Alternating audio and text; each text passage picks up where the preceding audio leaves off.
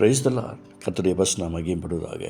பரிசுத்த மத்தேயு சுவிசேஷ புத்தகம் 10:38 தன் சிலுவை எடுத்துக்கொண்டு என்னை பின்பற்றது எனக்கு பாத்திரம் அல்ல.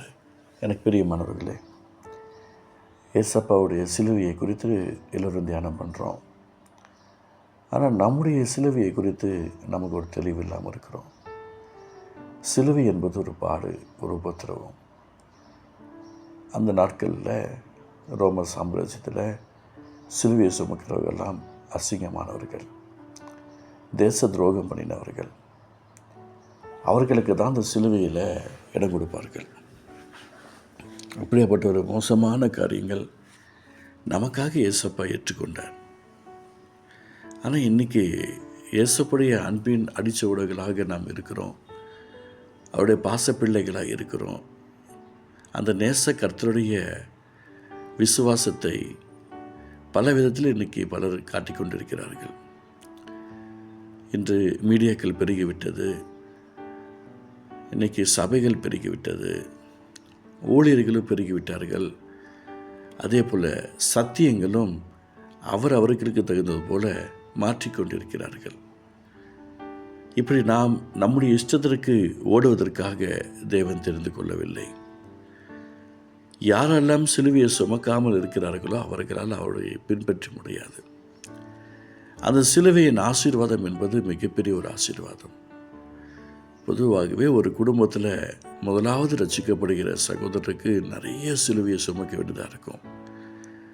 அவங்க அதை காத்துக்கிட்டாங்க அப்படின்னா ஆட்டோமேட்டிக்காக அவருடைய உறவுகள் முதற்கொண்டு, குடும்பத்தார் முதற்கொண்டு அந்த அன்பான சந்தோஷத்தையும் சாமர்த்தியம் அவர்களை பெற்றுக்கொள்ள முடியும். அந்த சிலுவையை விட்டுடக்கூடாது. இயேசப்பா தெளிவாக சொல்கிறார், தன் சிலுவை எடுத்துக்கொண்டு என்னை பின்பற்றாதவர் எனக்கு பாத்திரம் அல்ல. நம்ம இயேசப்பாக்கு பாத்திரமாக இருக்கணும் அப்படின்னா ஊழியம் செய்யலாம், அவருடைய சிலுவையை சுமக்காமல் ஊழியம் செய்யலாம். இன்றைக்கி பிஜேபி அப்படி பண்ணுறாங்க, ஆர்எஸ்எஸ் அப்படி பண்ணுறாங்க, சொந்தக்காரர் அப்படி பண்ணுறாங்க. அதை எடுத்து நிற்கணும் அப்படின்றதுக்காக அடுத்த சொல்ல அந்த சிலுவையை நாம் சுமக்க வேண்டும் என்று தான் சொல்கிறார். அப்போ தான் நாம் அவருக்கு பாத்திரம்.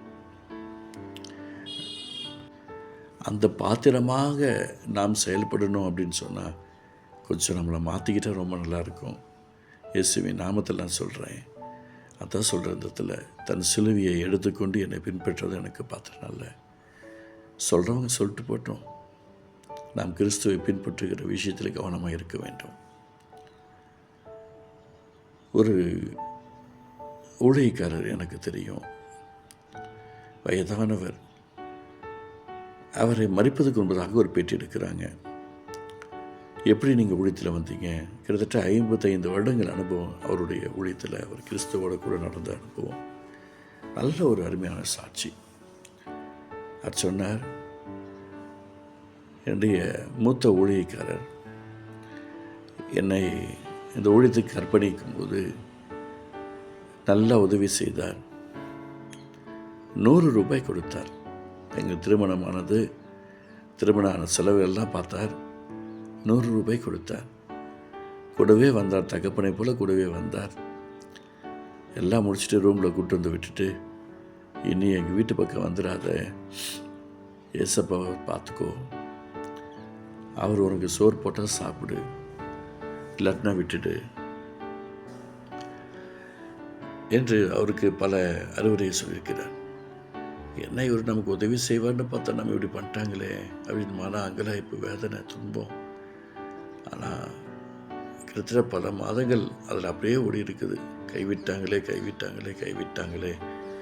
ஆனால் குறிப்பிட்ட காலங்களுக்கு பின்பு கர்த்தர் அவரை நடத்த ஆரம்பித்தார்.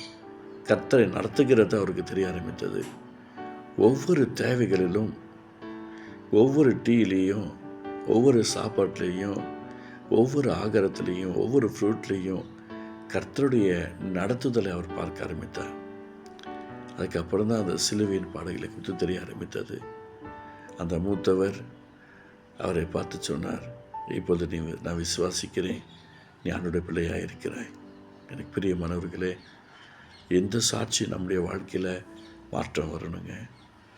நம்முடைய வாழ்க்கையில் தேவனுடைய திட்டத்துக்கு நேராக அந்த சிலுவையை சுமப்பதற்கு நாம் அலர்ட்டாக இருக்க வேண்டும். தன் சிலுவையை எடுத்துக்கொண்டு என்னை பின்பற்றாதவன் எனக்கு பாத்திரம் நல்லன்னு ஏசப்பா சொல்லியிருக்கிறாரு.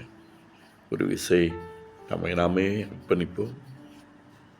நம்முடைய ஆவி ஆத்மா சரீரத்தை அவருக்கென்று ஒப்புக் கொடுப்போம். ஏசப்பா, நீர் விரும்புகிற பாத்திரமாக எங்களை வரைத்துக் கொள்ளும்.